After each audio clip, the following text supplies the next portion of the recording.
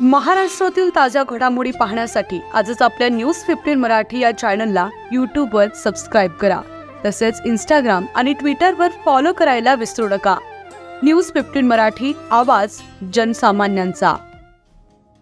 खेड तालुक्यातील राक्षेवाडी चोरट्यांनी मारला कांद्यावर डल्ला. खेड तालुक्यातील राक्षेवाडी गावातील महेश राक्षे नामक शेतकऱ्याच्या शेतातून चोरट्यांनी तब्बल 85,000चा कांदा चोरून नेलाय.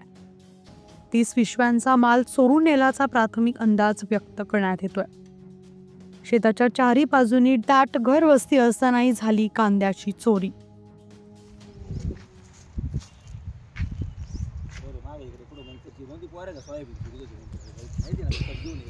जो 80 पिशेचे आरण होते. 2 दिवस कांदे काढतो आम्ही.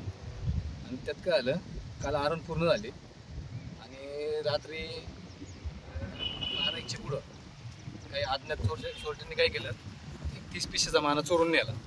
आज आम्हाला रिलायन्स कंपनीला कांदे घालायचे होते आणि ते सकाळी भरायला आलो आम्ही.